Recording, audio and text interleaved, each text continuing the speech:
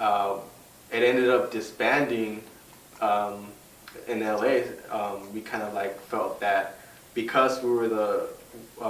majority, like people of color in the chapter, we what ended up happening was that we felt like other chapters were kind of like imposing on like our process, and we didn't have the autonomy to kind of like create our own process. And even though like we're a federation and we respected that, and they kind of like we were still working on the constitution or the guidelines for the federation, it became more about like the other chapter that kind of felt like they had ownership of the federation, telling us what the process should be. And I think that a lot of especially the women of color felt like they didn't really want that, and we ended up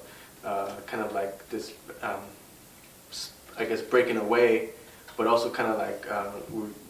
we were stuck in a process of like, what do we go from here, and people kind of decided to focus on some of the collectives that came out of the chapter in LA, and for example, CopWatch LA, because we felt that it was mainly like the youth of color and the working class youth of color. We continued to do that, focus on that work. And then the women's collective, like even though we still kind of like work together, we kind of said we will focus on those projects and build in our communities, and then maybe come back later. And then from there, so like I think from there on, like I kind of started to realize that even though like someone might identify as an anarchist or say they're an anarchist, and it doesn't mean that that I'll be willing to, or they don't challenge their privilege or their power. Just because they say they're anarchists, doesn't mean that they're gonna be respectful to other like communities. They might come in there with the same approach that a communist might come in there with, like that they have the right answers or they have the correct approach, and still impose on other communities. So at that point on, I felt that because there's still like all these social relationships,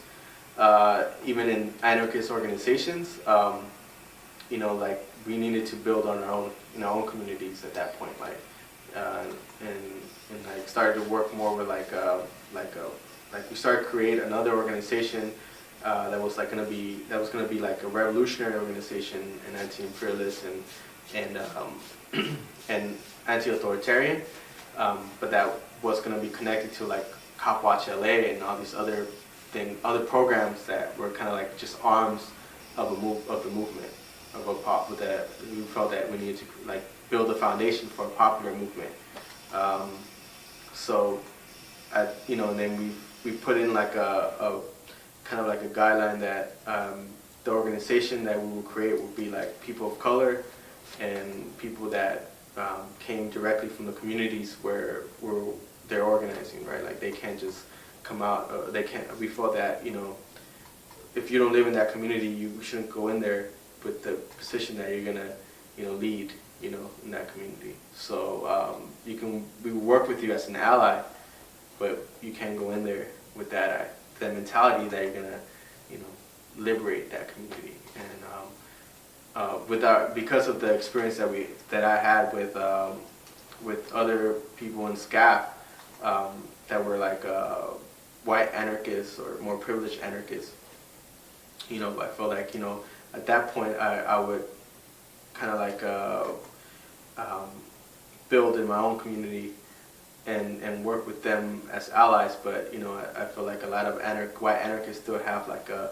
savior complex too. Like they want to save